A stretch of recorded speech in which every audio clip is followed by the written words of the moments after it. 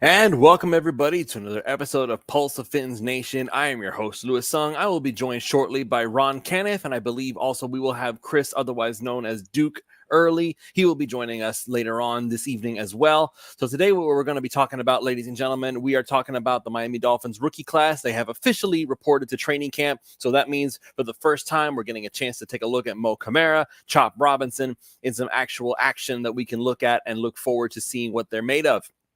We're going to get into all of the discussions about what the Miami Dolphins coaching staff is going to be looking for, how well they've developed players in the past, what we expect from them moving forward as the season progresses. But before all that, of course, we just want to go ahead and mention, as always, this show is brought to you by our good friends over at PrizePicks.com. PrizePicks.com is the revolutionary fantasy platform where you can now pick up to 6 different players across professional sports leagues, whether that's the NFL, the NBA, the MLB, the WNBA, or one of each. It is up to you to decide. Just choose whether your chosen player will get more or less in their projected stats. They give you free squares, special Tacos Tuesday promos, which, by the way, they do have a WNBA taco that is live right now as you are listening to this show live. So you can go ahead and check that out. And so once again, all you have to do is just use the promo code 5, that's FIVE, and they will match up to $100 on your deposit when you sign up. All right, so we're also going to be mentioning, as always, that we have Jerseys 305 as one of our sponsors as well. I'm going to play the video for you guys, courtesy of Ethan Skolnick. Hey, it's Ethan Skolnick for the 5 Reasons Sports Network. We've got a great new sponsor that fits with us perfectly. It's called Jerseys305.com. That's Jerseys305.com. This is your home for dead stock and vintage jerseys from the Heat, Panthers, Dolphins, Marlins, and the other local teams. Their mission was born from a passion for wearing jerseys of the old styles and the past players. Jerseys 305 aims to make every fan stand out from the crowd with unique pieces that you don't commonly see anymore. Maybe 10, 15, 20 years ago, but not today. And Jerseys 305 was created by the fans, for the fans. They're diehards just like you. In fact, they're probably listening to this episode right now. So check them out, Jerseys 305, their partnership with 5 Reasons Sports, celebrating with a 10% discount on the next purchase using the code 5 at checkout. Unlock your exclusive savings on the entire vintage collection.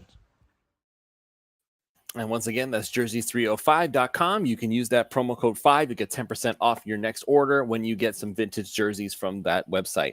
And this is a little minor note here. Since we are part of the 3 Yards Per Carry podcast feed, once again, this show will be going on there this evening after everything is all said and done. I'm going to send the audio over to Alf, and he'll put everything up on there for us.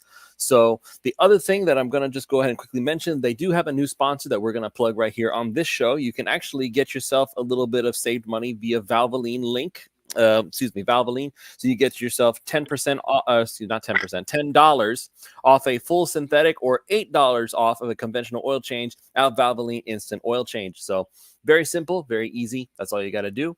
So there is a link on the 3YPC Twitter feed, so make sure you go check that out. And if you need some place to get your Dolphins fix in, once again, OnlyFins, that's discord.gg/OnlyFins. The link is in the description of this YouTube video, and I'm sure that it is all over the 3YPC podcast feed as well. So we do have Ron and Duke available in here somewhere, but I think they had to step away for just a moment. So I'm going to go ahead and try to set the stage. Oh, there's Duke. Duke is here. So it looks like he just quickly changed locations. How are you, sir? Good. How are you? I'm doing all right. And Ron, I don't know what happened to Ron. He was just telling me that because we were trying to get Ron back into the groove of things. He was supposed to have producer power, but it doesn't seem like he has it. Ron, did you go in through the link that I previously gave you, or did you go in through the link that I gave you on the just the invite link? I hear nothing you're saying. Like I don't need to it's like once again the joy of audio, the visual that I can see him. Hello? Yes, I hear you now. Okay, sorry. I'm about to say the joy of visual means that I can see what you're saying even without you having to say it. So I know that you're getting me demonetized before you even say anything. Yeah, there you go. No, what it is I don't think I didn't log in. It didn't keep me logged in. That's why. So it's not about the link. It's about I'm not logged in. But can you do it without me, or you want me to try and log in here live? This is live TV without a net. No, that's fine. We'll go ahead and we'll run with it. I mean, we'll get you full producer power soon enough. Yeah, sorry, I was kind of rushed into the show today. Yeah, no problem. No, it's all good. By the way, folks, no Eric Whitekey tonight. He had something come up, so hopefully it's nothing serious, but we will hopefully see him again next week. So as the chat is already getting in on this here, so Welch is talking about we already have some rookies on the PUP list starting day one. So it is actually Mark Perry, an undrafted safety, and Taj Washington, our last one of the last draft picks Miami had.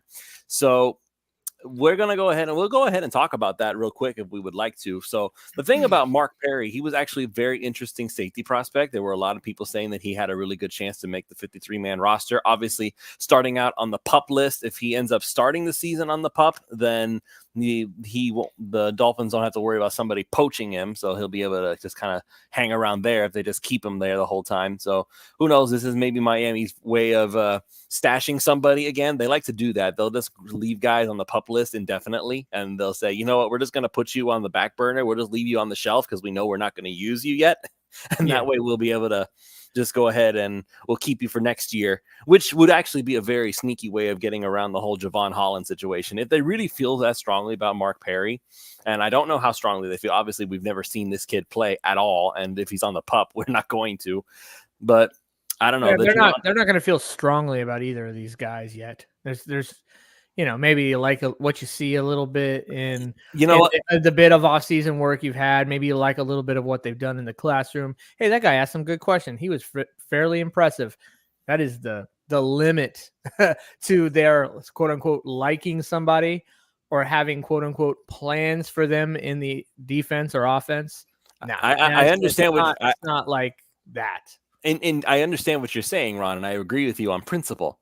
But then again, Brian Flores felt very strongly about Nick Needham, and probably the only thing that he was right about. So, yeah, but again, he didn't get a role on the team until he had earned that role. I mean, we're day one of training camp for rookies. Like, we haven't even reported vets in yet. I know. Let's see who ends up on, if anybody, on the PUP list come next week when the vets. Then we start to be like, okay, those are some of the names I get worried about. Where's Jalen Phillips going to be when he comes in? I know you had a big tweet about him this morning, right? And you're excited about Jalen Phillips maybe coming back, doing what Aaron Rodgers wished that he could have. And let's see where Chubb is. I think we're pretty sure that Chubb's going to be on the PUP list to start out. Those are some of the names. And then will there be any names where like, whoa, where did that come from? That when we start to get that information, that's when it gets interesting. Yeah, I mean, I fully expect Jalen Phillips to be on the PUP list, even if he is getting ready. But yeah, the man is superhuman. He'll be ready for week one. I'm not even a little bit concerned about that. Of course, that does bring back the discussion that I was. So go ahead, Duke. We need to establish. We need to establish that your audio is a little screwy. Go ahead, try again. The rules for the PUP list. Yeah, sorry, let's mess it up. We need to establish how the PUP list works. You can't be added to the PUP list anytime during training camp. It has to be at the beginning of training camp. The moment you practice, you are no longer eligible for the PUP list. Now the rules have changed that you can be added to IR immediately in camp, and you do not get you can come back as one of your designations to return for the year. Whereas previously, if you got put on IR in training camp, you were done for the year. So that opens up a 53-man roster spot. So somebody like Bradley Chubb is going to end up on one of those lists. However, the moment someone practiced, so if a guy, like the reason we couldn't put Jalen Ramsey on the PUP list last year was because he practiced. So just be aware of that. You'll see people say, well, let's put this guy on the PUP list. You're either on it now or you're not. So these rookies that are on it, and you can come off at any time. I mean, Mark Perry can come off tomorrow. It doesn't matter, but you can't go back on it. So just that's just a housekeeping rules thing for the fans. So it's like, we can't put this guy on the PUP list if he's already practiced. And Chris, you would know better than I. And isn't the reason for the PUP list is that if I stick some people on the PUP list and I don't have to then go take somebody off the 90-man roster or things like that, doesn't it allow them to keep those guys around and then maybe look to add an 89th or 90th guy out there Isn't that the whole point of the PUP list, or what's the difference? I mean, it's 90 guys, it's not, or 91 guys in the Dolphins' case because they have an international player. I don't think Chris likes my question. I was kidding. I think my signal was. My signal was breaking up there. What was the question again? I'm sorry. The point of putting them on PUP versus just having them hang around is why? So you can add additional players. Yeah. So if you want to and not have to cut anybody. Yeah, exactly. So the IR thing was added this past year. So if you were on, so like for example, last year Jalen Ramsey could not go on IR until after 53-man cutdowns because that would mean he was done for the year. So he had to be on the 53. And now they've changed that you can add someone to the IR list now, and they can be designated as a guy to return. So let's say you've got a player that you want back, gets hurt in camp. You don't have to cut a guy to keep him on the roster, right? So you can just say, well, let's say, like, for example, last year, Jeff Wilson Jr. or something. Let's say he gets hurt in camp. Well, you can put him on IR right now, and you could designate him to return, and that opens up a roster spot. Whereas last year, if you did that, he was done for the year, and that just, you have to, it has to be done initially. So if you've got a guy that is coming into camp hurt, probably not going to pass the physical, any of that stuff, you put him on PUP now, and that way he's not necessarily opens up. It can open up a roster spot, but it's just a designation that you can do that, and you can kind of wait until they're ready to go before they practice. So one is just you can't practice, and one is just something happens after you practice. So, gotcha. So, and already just to give some clarification, Mark Perry is considered on the non-football injury list. So he did something that he hurt himself doing something that has nothing to do with football. Apparently. Well, that's the thing is sometimes with that, NFL's kind of dicks. Could have had something to do with football, but they didn't consider it football related, even though maybe it was. Now, if he hurt himself playing pickup basketball or blew his fingers off with some fireworks, and that's definitely fair. You mean just like former Dolphin Jason Pierre-Paul? Sometimes the NFL is a little sometimes the NFL is a little unfair with that whole NFI. We don't know the circumstances. Most of the time we don't in these cases. I'd almost forgotten Jason Pierre-Paul was a Dolphin for a brief amount of time there. Yeah, a little bit. We rotate through them, man. Most NFL teams do, especially if you're usually if you're a good or competing team and you have some injuries, heavy injuries to a position, you'll have to throw on some of these names you'll hear. If you're not a competing team, you have injuries, you're going to try and look at some other guys, right? Mm-hmm. But if you do have some injuries, you're like, let's just go get some dudes to try and compete if you're a good team. So that's a benefit and a drawback, I guess. Both. I'm still waiting for the Ndamukong Suh retire and tour. I don't think so. I don't know if that's going to ever happen there. I mean, if we didn't grab him this time, isn't he still out there? He's out there. He's sitting. He's waiting for the right. I mean, we signed 10% of the available defensive tackles on the free agent market, and we didn't sign him. So I don't see us signing him.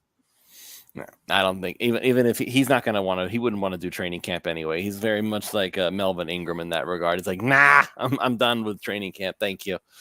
But in any case, so the other one, of course, is Taj Washington, the other talented wide receiver. He was the Washington that was catching passes from Caleb Williams, if I'm not mistaken. So he's the unsung hero of the offense over there. So Michael Desire in the chat is very frustrated with the news that Taj is already hurt, and this team always has hurt players. Every team always has hurt players. This is true, yes, but but as Dolphins fans, we are especially sensitive because it feels like we always have like a whole laundry list of players that are already unavailable. Statistically, the last 2 years, the Dolphins, depending on how you measure it, but there's a few different ways you can. The Dolphins have been the most injured team in the NFL for both years. Mike McDaniel's been here. They've been the most injured team. They've had the most players miss the most weeks of every single team in the NFL. 2 years running. Boy, I'd love to have a little luck come our way for once, because twice it's hurt us at the end of the season. Twice it's cost us. especially especially 2 years ago when we almost beat Buffalo in Buffalo with Skylar Thompson. Yep. We're gonna think about that. We're gonna have that almost just living rent free in our heads for a very long time. I feel like. Well, but I mean, hasn't the team done things to address that? I mean, we brought in guys like John O. Smith and Odell Beckham Jr., who are veteran players who can step up and be first and second options if you need them to be. And if you look at last year, you had Hill was hurt half the season. Waddle missed some games at the end. Mostert missed some games at the end. And so it was a situation where the skill players were hurt, and that was affecting the way the team could play. Now we've got guys that can step into those roles and say, you know what, we're going to let Tyreek and Waddle take a break. We're going to let Mostert take a break in some of these games and not get all the snaps. And we've still got guys that we think we can win with. So I think that's a big difference from this year. Now, on the defensive side of the ball, I don't know, because you're relying on, especially at the pass rush department, you're relying on some rookies to kind of step into that spot. But I think overall I think they wanted a deeper team this year, and I think we saw that with free agency. So a lot of people are like, oh, no, you've lost Christian Wilkins. Oh, no, you've lost Robert Hunt. And the team was like, you know what? We wanted depth. We want guys that can step in and play that, maybe they're the fourth wide receiver, or maybe they're the fifth defensive end or edge rusher. But we need those guys come December, because last year we didn't have them, and we were signing dudes off the street. So unfortunately, Taj Washington is going to be left out in the cold when it comes to getting these rookie snaps for training camp. This is like their one opportunity to really show, hey, I've got what it takes to get the job done. You should give me a really hard look as opposed to all the other veterans on this list. And it's very interesting because there are some positions on this team right now as far as the rookies go. We have quite a roster filled with rookies here, but there's only one running back out of this whole list, and there's only one quarterback out of this whole list. So Gavin Hardison right now and Jalen Wright are going to be getting a lot of opportunities to show the coaching staff, hey, this is what we can do when we get the opportunity to show ourselves, and there's nobody else to fight with us for our spot. So this will be interesting to see, because this is basically Jalen Wright's opportunity to say, hey, once the vets come in here, you should give me a higher look over the likes of Jeff Wilson and them. And I feel like if there's anybody who's on the outside looking in at this point, the only one who you could really make that argument for is, in fact, Jeff Wilson. I don't think that Miami is going to keep that many running backs this time around. You're muted, sir. There we go. How many do you think they're going to keep? Well, let's just go down the list here. You're going to keep Raheem Mostert. No, I want a number first. How many do you think they're going to keep? I have to go through my mental checklist here, sir. Wait, hold on. Chris has a comment. What time out? He has the same thought I have. 4. Where does Alec Ingold rank? Do we put him in the running back room, or we're going to keep him separate? Yeah, I think he's just like an extra offensive player. They didn't. They kept 4 running backs last year, and Ingold, and had 4 tight ends. Okay, so I group him in with the running back room. So if you're doing that, then you're saying, if you do that, then you're 5 in that case. 5, okay. Yeah. All right, so you got it. So Mostert. I'll go by Duke's rules. So Mostert, Ingold, Achane, and then after that you have Jalen Wright. Yes. And Jeff Wilson. Chris Brooks. Yeah, that's interesting. Brooks or Wilson. I guess that's the battle, right? And don't rule out Savon Ahmed as a special teams guy. I'm going to rule him out. Cap for Life is saying Savon Ahmed will make it, and Michael Desire saying that Ahmed will not make it.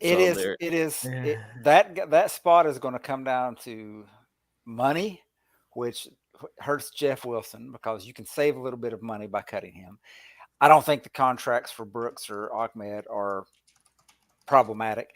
Second thing, Ron's doing the same thing I'm doing, I'm sure. Yeah, I'm going to over the cap. Jeff Wilson, $1.1 million. He's a vet. Pretty much dead money, 1.18.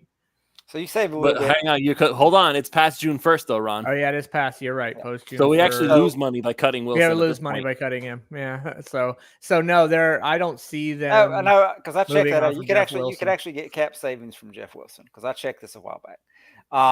Check again, man.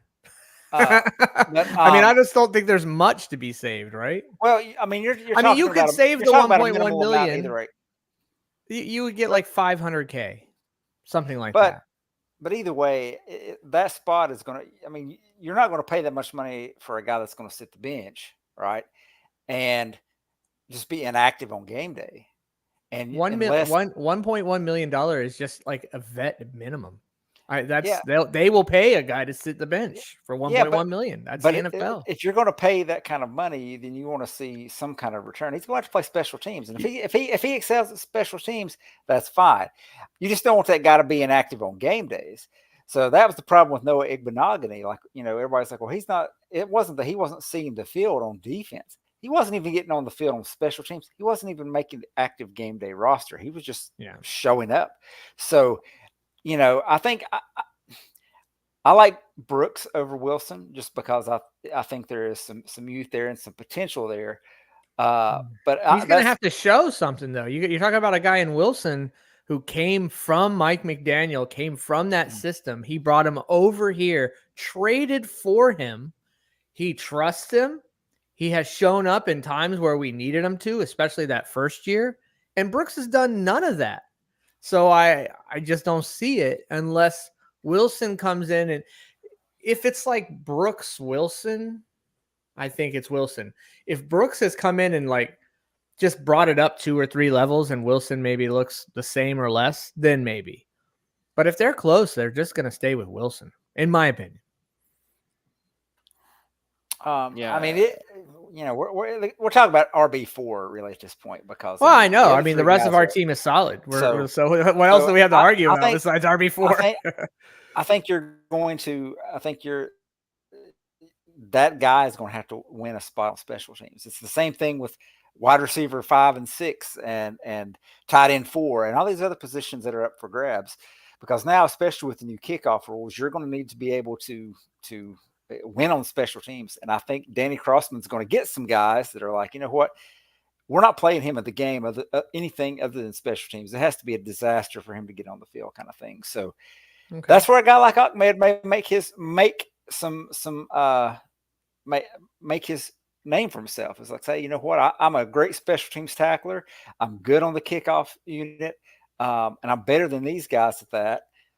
That's why you need to keep me around. Yeah. And he's an undrafted guy. He's been around for a while. So, yeah, fair enough. You make a better case for Ahmed than you do for Brooks, in my opinion. Not that I don't dislike any of these guys. I think they all have a potential to contribute. I mean, I'm not sure. I know that the title of this show is Rookies Report to Training Camp. So I didn't know if you had anything specific in mind you wanted to talk about, Lewis, because I know we kind of got into – we started getting into position battles because it's real natural to do that. I was like, if we want to really talk about position battles, like maybe we could sit there and talk about our defensive line. We could probably spend an entire show on what that's going to look like coming into week 1 because nobody knows. And we're not just talking about position battles. We're talking about where's our pressure coming from and things like that. And some of these rookies, Kamara and Robinson, might have to have a big role coming into week 1 to get some pressure on the quarterback. Or I don't know what this defense is really going to look like at first, because with Jalen Phillips still, I understand that you're big and he's ready and you're big on him and he's ready. But man, that Jalen Phillips isn't going to come in and look like Jalen Phillips 5 minutes before the injury week 1. He's just not going to, Lewis. It's just not humanly possible. So there is going to be a buildup for him week 1, 2, 3, at least. It's going to be slow. And I don't think Chubb's going to be there at all.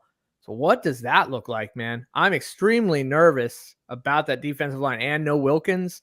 We've got rotating defensive tackles. We think we know who the starter is, but we really don't know. I mean, there's just a lot to be uncovered there, but especially if we're talking about the rookies, Kamara and Robinson are going to have to come in and at least put pressure on the quarterback. And maybe even Robinson might even have some additional responsibility. He may not get the benefit of just coming in and only rushing the quarterback. So it's just interesting to see what that's going to look like and how much we use those two guys and how effective are they and do they get picked on week one, etc. That's for me is the scariest part of going into week one is that defensive line, and especially where the pressure is coming from. I mean, we've got a crop of rookies to look at there as far as the defensive line is concerned. We've got a couple of guys. We got Leonard Payne out of Colorado. He's a rookie. You were talking about your rushers. You've got Mo Camara. You've got Chop Robinson. And those are the guys, obviously, the ones that we're going to be looking at the most. I know that we are. Like Mo Camara, pretty much every mock draft that we've ever done on this show and pretty much most other shows, like even the 3 yards per carry guys, we were screaming at the top of our lungs, we want Mo Camara. We want Mo Camara. Like the comparisons, we kept hearing stuff like Cameron Wake, and I don't know how much of that is legitimate. Some people have also said that you could say that Mo Camara is basically a young Shaq Barrett, which is ironic because we actually have the actual Shaq Barrett on the roster this year. Yeah, I mean, a guy that we picked up in free agency that's going to be responsible for a big portion of our rushing and our quarterback pressure right out of the gate. I mean, you're talking about, remember, we had a trio last year in Chubb, Phillips, and Van Ginkel. Andrew Van Ginkel, yeah. And we go in. I don't want to relitigate it. I'm sure you guys did when I was off this offseason. I still just don't understand, with given the situation of our roster, why we didn't just pay that man that money and keep him. But it is what it is now, right? Bygones. So we had a trio of guys, Chubb, Phillips, and AVG. Were insanely good 3 guys at rushing the quarterback. It really helps. They really started coming on. And one of them's gone completely. Chubb, ACL, late October, right? Early November? Yeah, it'll take him a while. I don't remember exactly. Like it's going to be well into the season before we really see him even something close, and probably not going to be back to form until the following season if he's still a Dolphin. I hadn't looked at his contract to know. And then and Phillips it's going to at least start off kind of slow. You got to figure that, if nothing else. Hasn't played real football since was it October for sure, right, of last year? For Phillips, yeah. So it's just a big question mark there. It's like a total change, and then a change in defense, and then a change in linebackers, and Phillips was. It's a little nerve-wracking going into the season in that front seven. I don't know how you feel, Chris. I see you kind of shaking your head a little bit. Maybe you have some thoughts that you're like, man, we're going to be good because ABC. I'd love to hear if you feel that way, what ABC is. I'm a bit nervous about it because we have to rely on these rookies. Yeah, I was just saying, as far as the when they went out, Phillips went out on the Black Friday game, so that's late November. Oh, okay. And Chubb went out against the Ravens, which was the next to last game of the year in regular season. I didn't even realize it was that late in the season. I don't know, man. The previous season just wipes away from my brain when the next season starts. So, he got injured in that game. So that was either, I think that if that wasn't New Year's Day, it was right around New Year's, because I think the next week was the first week in January, which is normally a playoff week, but they added game or whatever. So as far as your question in regards to how they're going to do the pass rush, it's going to be a committee approach. They're going to have to do that. I think Phillips will be ready, and I think he will play. But you know how they were last year. I mean, we had guys on the offensive line that dressed and could have played but didn't because they were just kind of leery of getting them back out there. And I think that given the nature of that injury, they're not going to rush him back. They're going to get him out on the field if he's there. If he's healthy and they say he's got medical clearance, it's going to be 20 snaps a game to start with, and then they're going to ramp him up as the season goes along. So I think you're going to see some systemic pressures that come from blitzes and moving guys around. I know so more blitzing for sure. Yeah, and Chop Robinson said after he was drafted that this type of defense was similar to what he ran at Penn State. And he said, I played outside and I played over the nose, which if you look at him, he's playing kind of a stand-up rushing role where he comes up the middle, and you're basically using his athleticism to throw the interior offensive line into conflict. Another name that I think we'll throw in there as a guy that can play edge, because he did last year, is Calais Campbell. And he played, I think, pretty much all of his snaps last year as an edge for Atlanta. So he's a guy that you can put in certain roles and let him rush the passer from an edge perspective. So you've got a veteran there that can play all along the offensive line. And then, or defensive line, I'm sorry. And then once you get the other guys back, we won't see Chubb until midseason. At least, and he probably won't be ever 100 this year. No, usually people coming from ACL never yeah. are fully 100 back. The Calais Campbell signing concerned me, not because of the player. I like the signing in a vacuum. It concerned me that they saw what their team, because it was kind of a late signing, right? They got to look after the off-season work heading into the long break and said, we still need something. We're still missing something. Was that just a numbers thing? Was that they're looking at Chubb and Phillips' progression and not liking it? I think that's probably less of that. Were they looking at the rookies and not thinking they were going to be able to take all the snaps they were hoping they would be, that maybe they just weren't quite ready or quite there going into training camp? Probably that one. Or maybe they just saw an opportunity to add some talent to the team. Maybe I'm overthinking it. But that signing kind of told me something. But I was looking to see who would they sign right coming out of, the offseason work is over officially, right? And what moves did Miami make? And that one stood out to me as something when they evaluated the team, they felt like something was missing. Now, perhaps that thing isn't missing anymore with that signing, but it told me that there was probably something there, or in this case, not there. Well, and one of the things that, and I think Omar mentioned this, I saw him on a podcast, and he mentioned this, is that one of the things they lost this offseason, particularly in the defensive room, was leadership. That was Christian Wilkins. He was the vocal leader of that group. And Omar said that this is the Calais Campbell can be that guy. He's got, he's been in the league for 35 years. He's got the experience to be that vocal leader that wasn't there until he got here. So maybe that's what they saw, was they needed something there. I think they're going to go with a kind of a committee approach, and I think maybe it's bad for a couple of the other guys, the bottom of the roster defensive tackle position guys. But I think they needed a vocal leader, and I think they needed just another body there. And I think what he can give you as an edge and as an interior player basically saves you a roster spot, because that's a veteran edge rush player that you don't have to acquire now. I mean, he's how old? 38? He was drafted in the same draft as Jake Long. Oh my God.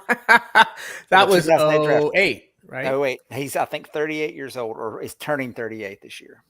Wow. Okay. So interesting. I don't dislike the signing, like I said, on its face. I was more concerned about what it said about how they felt about that room. And if you look at like Baltimore's defensive snaps, the highest snap taker for any edge rusher was Jadeveon Clowney. So you've got to figure by season's end, that's going to be Jalen Phillips. And again, even if he starts slow, that's going to be the guy. He's going to get by week 16, he's going to be seeing, 70-80% of the snaps a game.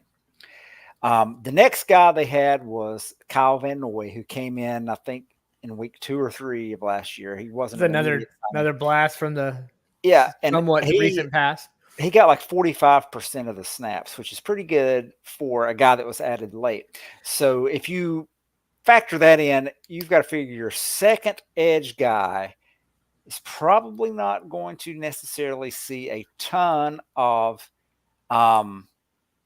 snaps like we saw last year, where Chubb and Phillips played practically every snap, and then they got a ton of snaps. So I think we're going to see some of that rotation. So some of that's going to be helpful.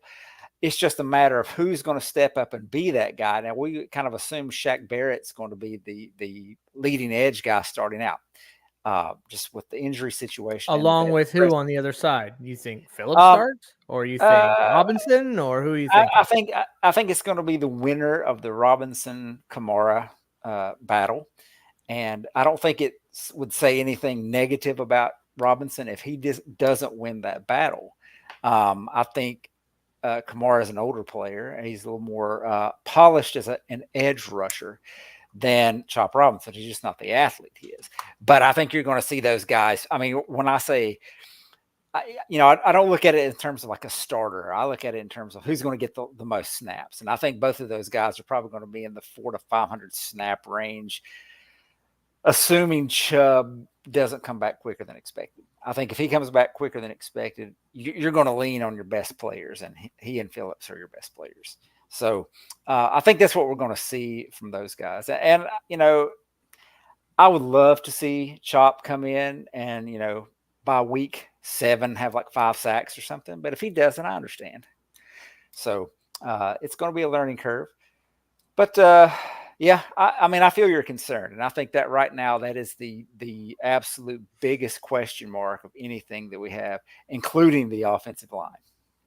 Oh, yeah, I have way less question on the offensive line than I do the defensive line. Hey, for the first time in a long time, it's one of I think we know what the offensive line is going to look like. The Dolphins have accepted that they are going to just be kind of like here at offensive line. They're looking to get this level of play.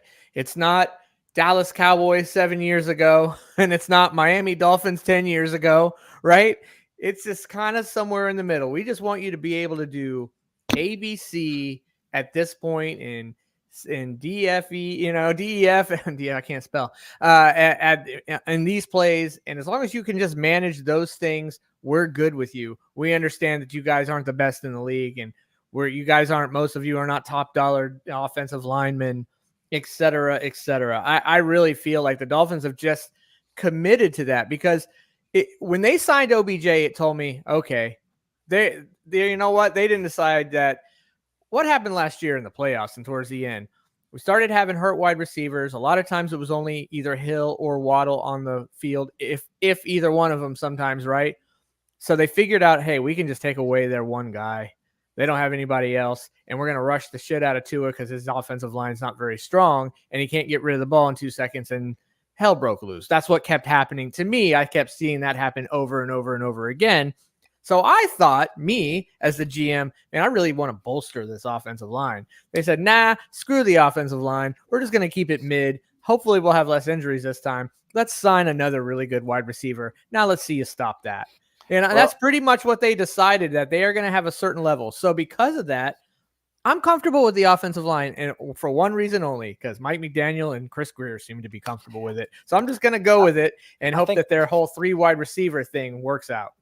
I think that they believe a lot in the development of players. And I know this time last year we were talking about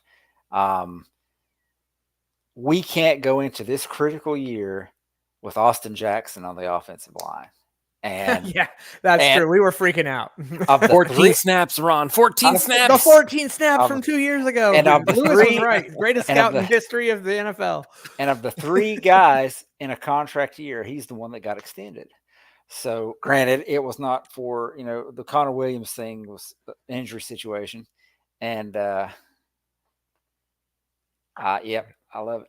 I may not be, this is a cup for you more than me, Chris. I mean, I'm in Orlando, or near Orlando.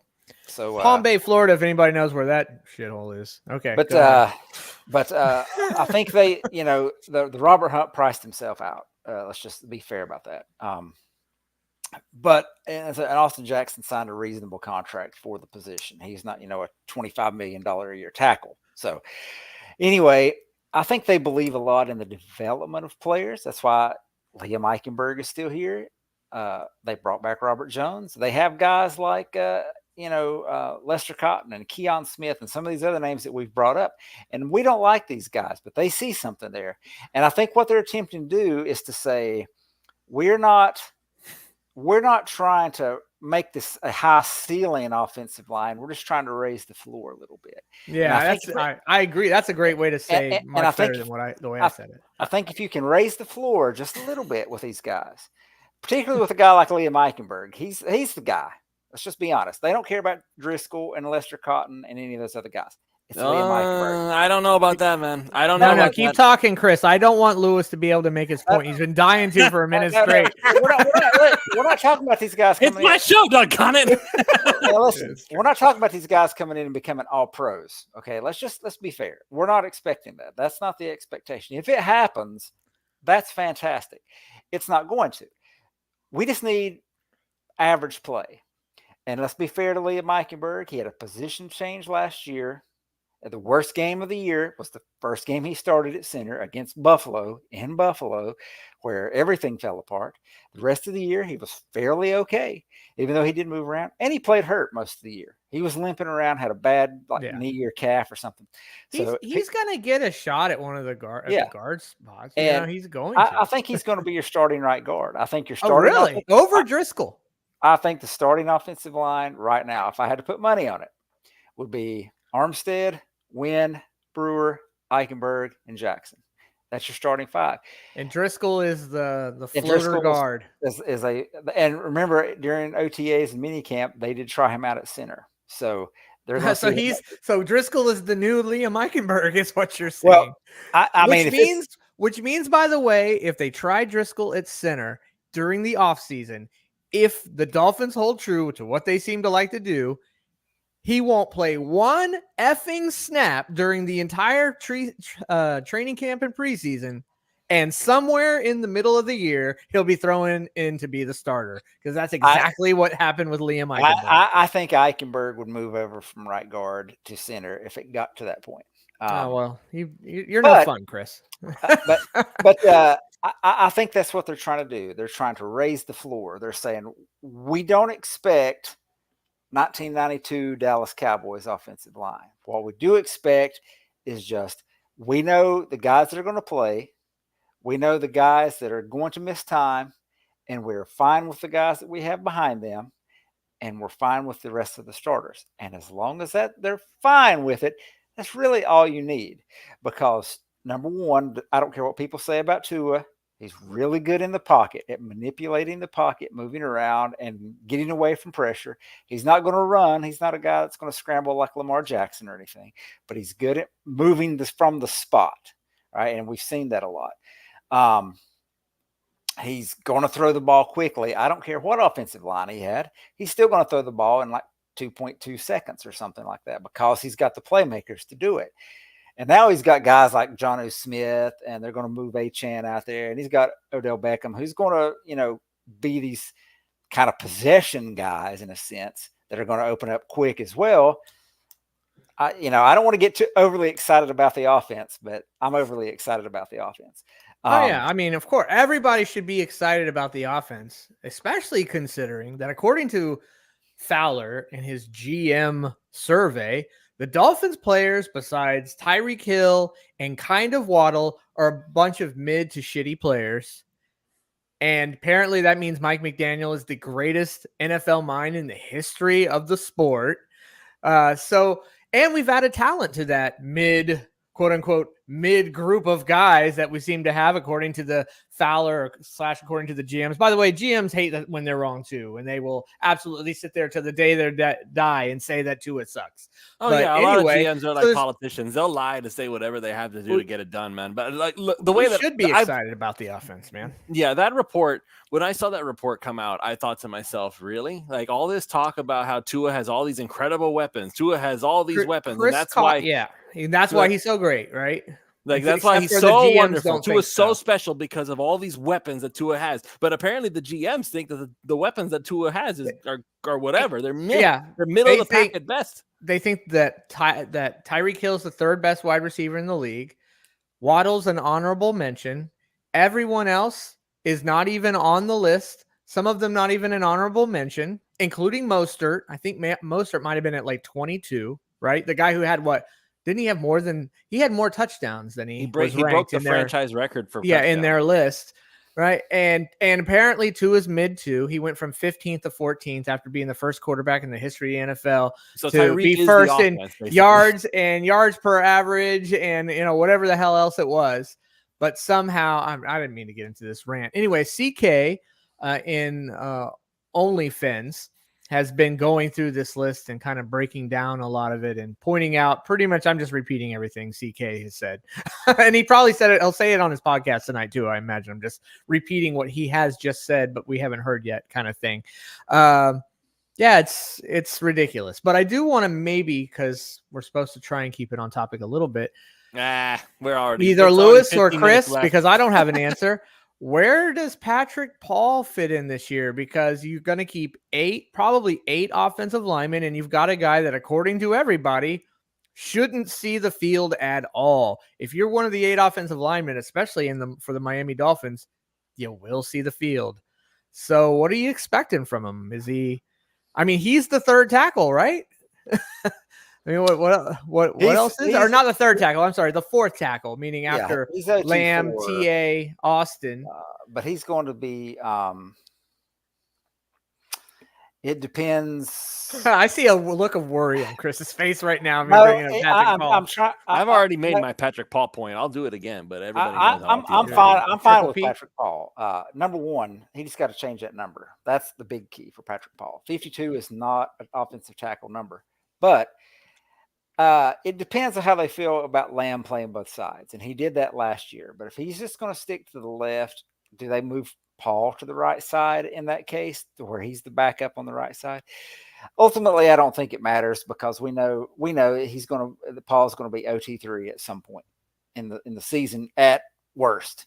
And hopefully he's not getting that much playing time unless he's earning it. I mean, if he's going out there and crushing people in camp and in preseason, by all means, get him on the field.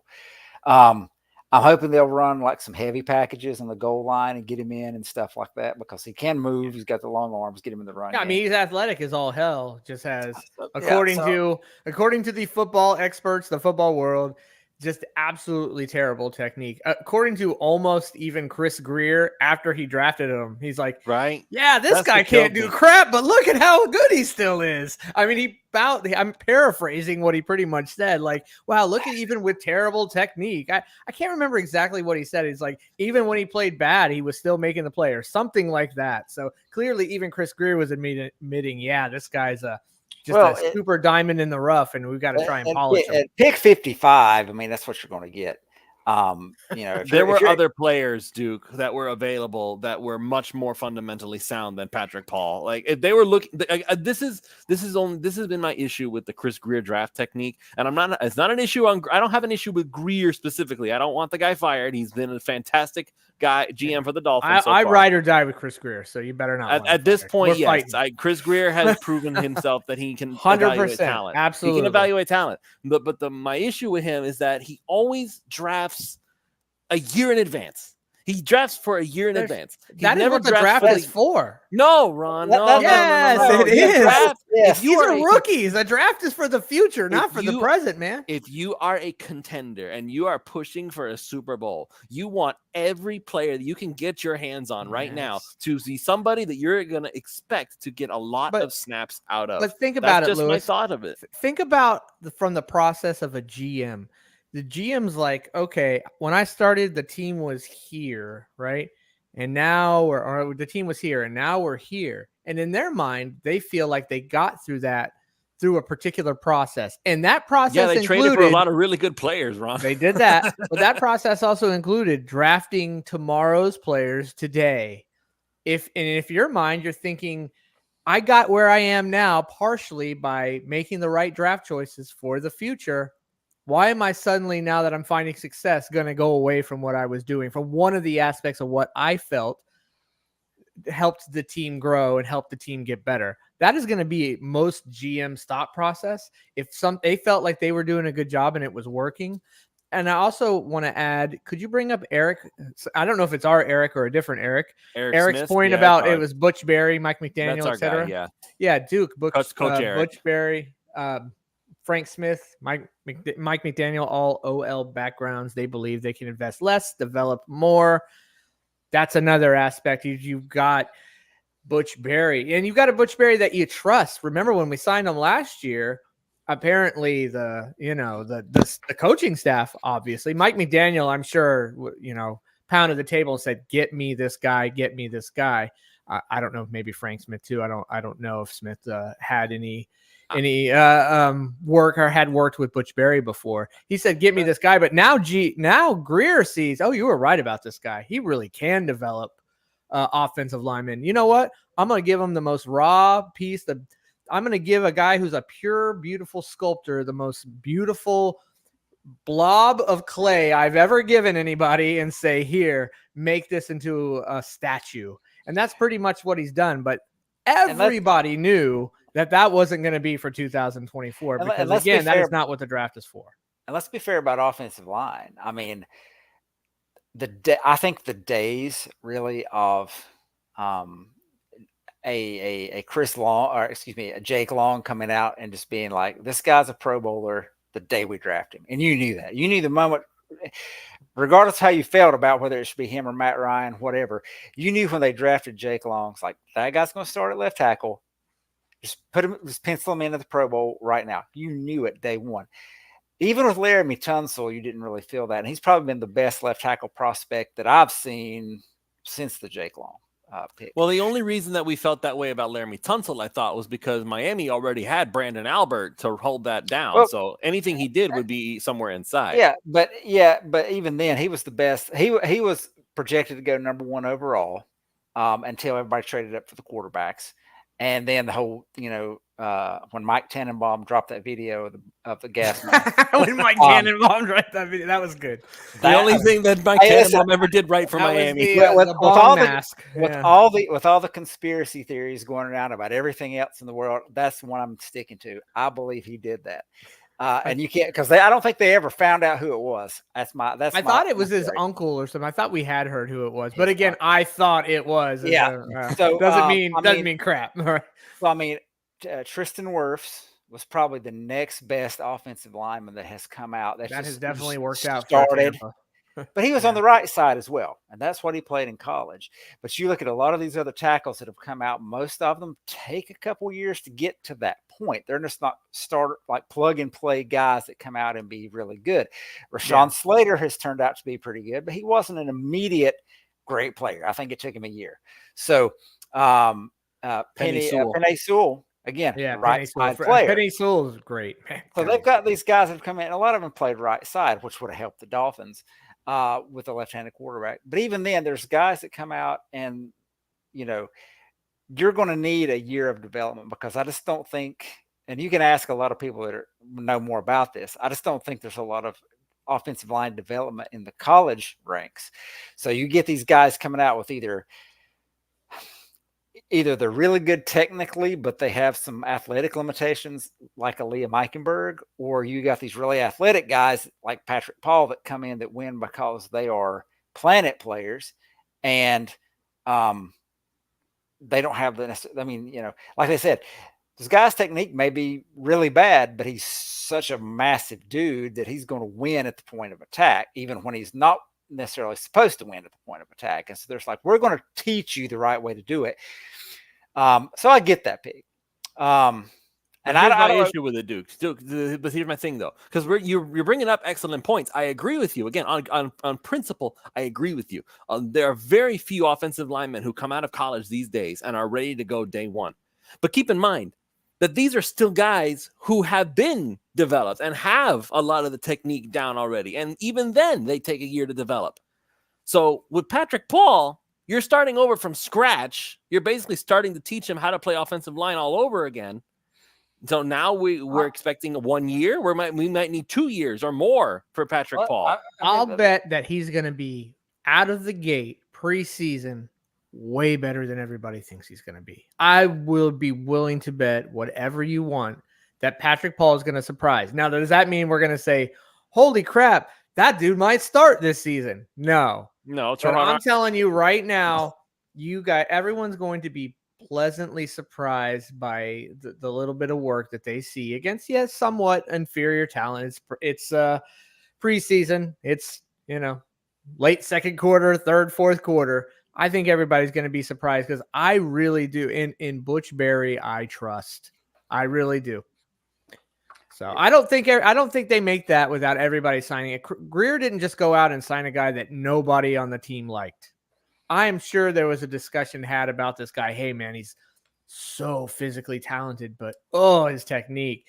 And you might have even had Butch Berry look at him and say, man, I know I can get this guy. Like, give me the challenge. I want it because I want that kind of raw talent. You don't see that very often in the NFL. Give him to me. Give me that shot. You just don't know. So I have a feeling there's a lot invested in the team, and I'm sure Patrick Paul heard all the criticisms that he doesn't have the technique, blah, blah, blah. Clearly, he had Chris Greer pretty much saying it right after he drafted him. I'm feeling pretty good that that's going to be better than everybody thinks. The issue with him, as opposed to now, as you guys probably know, I was a big Troy Fautanu fan, and he went one pick before the Dolphins were on the clock.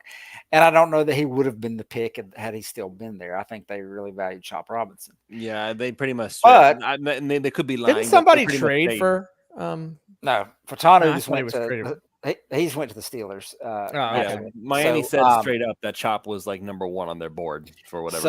Everybody always says that. Yeah, I know that. They always say that. I don't know if I ever always believe that. You know? The thing about Fautanu was a guy like him, or maybe Fuaga, or some of these other names that were thrown around in the pre-draft process. Was these are guys you say, you know what? We don't care if you're a tackle. We're going to play you at guard year 1. They're going to give you the Tunsil treatment. And then when we move on, or however happens with Armstead, then you move out to tackle. That's not an option with Paul. He's just too big to play guard. 6'7", 330 pounds, long arms. I don't see that as a move happening. So that's the issue really that I have. It's like he's not going to see the field in a way that some of these other guys could have. But that being said, again, you have an opportunity to take a guy that you think you can turn into what is essentially a non-blindside tackle for this quarterback. You do it. I mean, so why not? I'm more worried about the interior offensive line. I mean, I like the guys that they have with. I like the center signing. I like him. I don't know that I'm comfortable with the depth. Well, you got Liam Eichenberg starting, so I feel like you think that we got a real problem because I don't like the sound of that at all. Well, I think he'll be fine. I think he'll pleasantly surprise some people. Not going to be an all-pro. So according to you and I, Patrick Paul, Liam Eichenberg will be starting. No, I'm just kidding. I think they will get their chance. Now, we discussed maybe a guy like Keon Smith. They might try him at guard or something to see if they can keep him on the roster. Nope. Not happening. Nope. I mean, nope. Hey, I mean, it's either like you're OT5 or you can be OG4 and make the team. What do you do? They tried that experiment. It did not work. Keon Smith is a left tackle. Don't mess with it. Yeah, and he could even be our left tackle of the future, possibly. Well, we have Patrick Paul now, but they like Keon Smith, but at left tackle. I would just like, I keep forgetting that Wynn's there, but you're going to, you're not counting on him to play all 17 games. So yeah, that's really the issue is that we're back to if we suffer some of these same injuries we had, we're in trouble. And so the Dolphins have the past couple of years had some attrition on the offensive line where they've lost some players. But you knew they were going to do it. And last year was more catastrophic because 2 guys that didn't miss any time the year before missed half the season. So if we can make it through the season with assuming my starting 5, if you can make it through the season with the center to right, not missing any snaps or very minimal snaps, and you've got contingency plans for when Wynn and Armstead go down, I think you'll be in great shape. Well, what's the contingency plan for if Wynn goes down, though? That I don't know. That's cool. That makes you a little nervous not knowing that. If that's Robert Jones, I might be okay with that. Don't hate on the Jonesy, man. I know we talked about it last week. So, And I think there's enough veterans out there that if it gets, week 2 of preseason and they still look like hot garbage, that they're going to sign somebody. It's just how Hey, it's you still got Lester Cotton. But no. No. But yeah, I think the right side will be fine. It's the left side, as long as your contingency plan is there and you're comfortable with it, because we're comfortable with Lamb, right? Lamb did a great job last year when he was worst case when he was scenario, we're dealing with Patrick Paul, who's maybe not sound technically, but he's just a massive human that's going to move people around. So yeah, I think we'll be fine there. The problem is going to be is if we lose like 3 guys or 4 guys like we did last year, then we are in a we're right where we were. Yeah, but hopefully, I think the thought process is, and if again, you're hoping that these guys stay healthy. Even if you took losses like that at the offensive line, but you have Hill, Waddle, and OBJ, and now you got Smith too, and you got those running backs and A-Chain you can throw to. I mean, just got to hold your block for like 2.2 seconds, man. We just need you to hold it for 2.2 seconds. The more important thing that those guys do than block for the quarterback, because we have a quarterback that just, he's so quick triggered and gets rid of it faster than anybody, is they got to block right for the run game, because that run game is really important to our offense. We can't. Yeah. What makes our offense so lethal is that how non-one-dimensional it is. We are literally, in my opinion, the best throwing and best running team in the NFL. That is just my opinion. I think we do both the best. So we are when we still have that threat, even if you and I are playing offensive line, we just can manage to hold our blocks just long enough. Like Tua's going to find the guy. And we'll go ahead and we'll get ready to end it here. One last question before we go. It's already been an hour. It's already been an hour. Yep. Yeah, that's depressing. Yeah, we gotta cut it off here. But one last thing before we go, just because it was asked in the chat. Jason Stamps asks, I guess this is for fantasy purposes, Sam Laporta or Brock Bowers? Me personally, Laporta for sure. Yeah, Laporta for sure. Hey, we're gonna do a fantasy show. We said last year we were gonna do a separate Pulse of Fins Nation fantasy show, and it just never happened. What happened with that? I don't remember that discussion, but I mean, I said we were going to, and you seemed very non-committal. So, can we get more committal, non-committal? I mean, if it helps me get ready for when's Labor Day? I need to know when is Labor Day? In September sometime. I don't know. Oh, September. Okay. First Monday so in September. Tell you what. Well, I have a fantasy draft that I'm going to be attending in person. This is the second year I'm in this league. I love in-person drafts. That's how it's done, ladies and gentlemen. I will be doing it's going to be in person. I'm in a league. It's a paid league. I have to pay in. So how many gummy bears? How much gummy bears are you playing? I had to put in $20 worth. But okay. It's just it's it's a big league. If I just a baby league. I don't have $100 to lose on. No, I don't blame you. I'm picking the wrong guys. Highest one I'll do this year is 50. I used to do $100 plus ones, so I don't anymore. So I got one thing to add to the earlier part of the show. Savon Ahmed played 70 special team snaps to Jeff Wilson's 15 snaps. It's a great point. How many special team snaps did Brooks play? That I don't know, because I know he. Like I said, you every one of them on IR. I don't have him pulled up. You don't have me sold on Wilson over Brooks, but you're selling me more and more by the possibility of Ahmed over Wilson, possibly. Just Jalen Wright a little bit more. Jalen Wright takes Wilson was the. Wilson started the season on IR, or whatever it was. But Savon Ahmed was the guy that got the carries. He was number 2 last year over A-Chan. It wasn't until I think Ahmed got hurt in the Patriots game, the first Patriots game, and then A-Chan got his first carry for 4 yards, and then the next week he blew up. But I also want to mention one thing. Go ahead. I was going to say, this has to go with last week's show. So I watched another podcast, and it was one the Alpha Zone. It was a panel on another podcast, and Neil Driscoll was on there. And this came out before last week's show, but I didn't watch it until after last week's show. And Neil Driscoll also mentioned the Cater Kohu trade possibility. So hat tip to him, and I want to let him know, because I don't. Even though he I'm not stole on Twitter, it from this show. Clearly, I did. Yeah, I didn't take his idea because I didn't know about it, but at least great minds think alike because he's got the value. So I'm just saying, not buying the it was Kohu out trade. there. I wanted to give you an exciting thought here. Could you imagine a 5? I don't think about this. 5 players on the field in this is crazy to think about, right? Hill, Waddle, OBJ, Mostert, and Achane. Can you imagine plays 3 wide, 2 running backs? What in the hell would you do as a defense if you saw that line? That's lined 20 up personnel. Well, that's crazy. I mean, you've got these personnel looks because you can run. I mean, what I'm wanting to see, and I follow. I think his name's Coach Casey on Instagram, and he's just always throwing plays out there. And I saw one earlier today. It is a jet sweep option. Mm-hmm.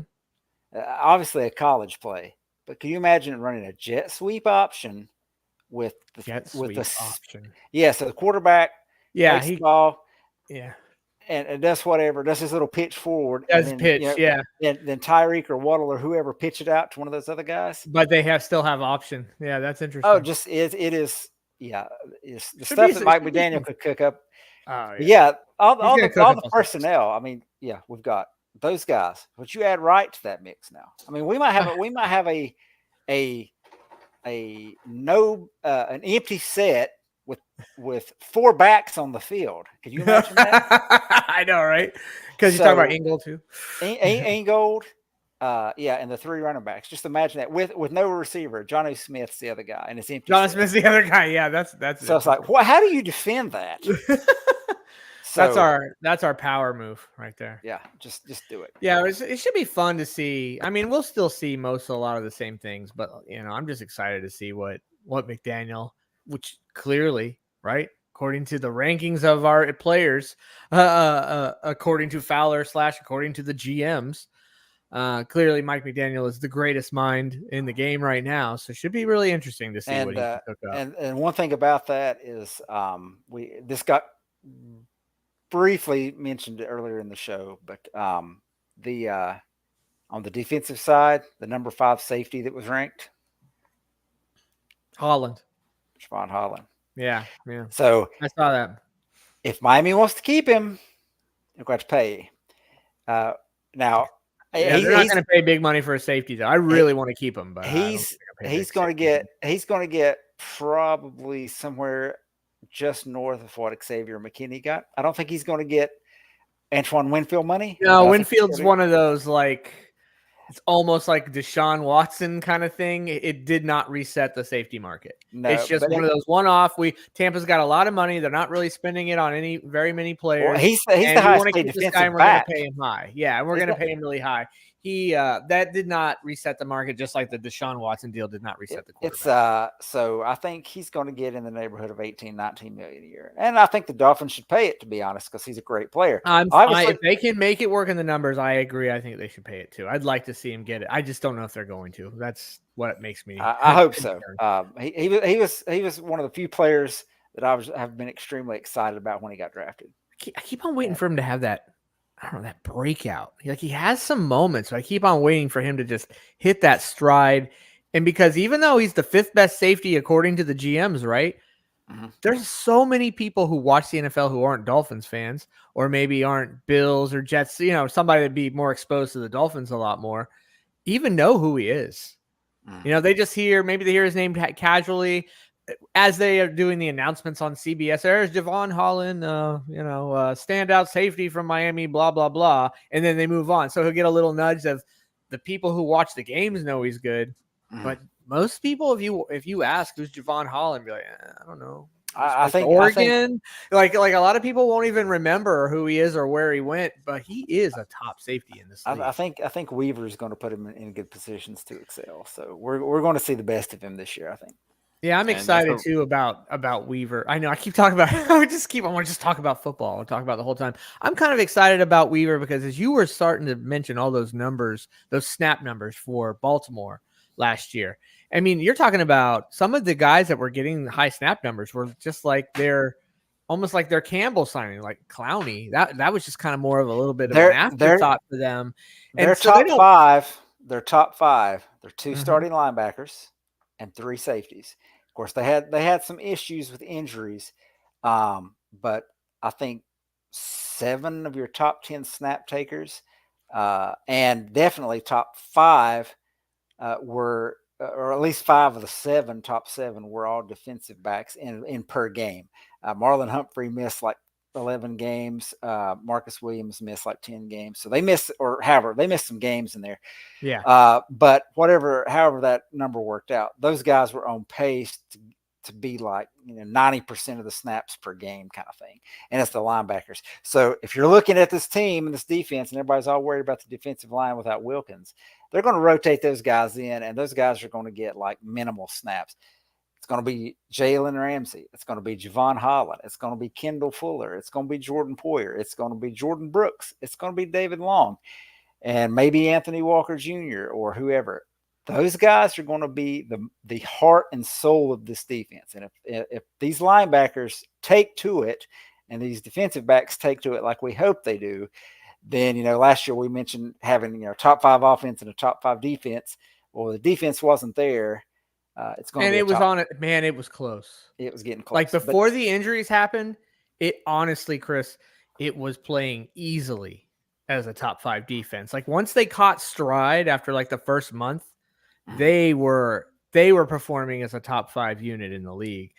Then injuries just tore it apart. Yeah. But what's exciting about Weaver is it sounds to me, and I'm not an expert on the Baltimore defense, that he likes to use a lot of different guys in a lot of rotations, like kind of all over the field. It sounds like he's really going to rotate in a lot of guys. So maybe some of the signings they're doing isn't just, oh my God, we don't have any players on the defensive line. Maybe some of it is scheme and Weaver's thought process on how he likes to play defense. So it's something to be considered as well. So, like, for example, I don't know that much about Jacksonville, but just from looking at the roster of the Buffalo Bills, I'm projecting they're going to be a heavy 12 personnel team, or maybe even 22 personnel, because they've got one receiver that's played for them for a while. They brought in Curtis Samuel. Everybody else is either rookie or just guys. All right, they brought in Marquez Valdez-Scantling, who's never really produced. He's kind of bounced. Yeah, he's never really amounted to what we thought he'd be in Green Bay. He's played with really good quarterbacks, so it's not like he's going from a bad situation to a good one. Yeah, he went from Aaron Rodgers to where did he play next? Mahomes, and now he's got Allen. Like that guy has had. And when he had Rodgers, Rodgers at a little bit higher level than he is probably right now. And so like he is actually had. But watch, and I know we're not getting a conversation about Buffalo now. But Josh Allen has a way to turn some dudes you've never heard of sommes into guys you're like, holy crap, that guy's good. My point with that is if they go heavy because they got Dawson Knox, Dalton Kincaid. They got the running back. They drafted a couple, or they drafted that one running back and then signed Frank Gore Jr. as a rookie free agent.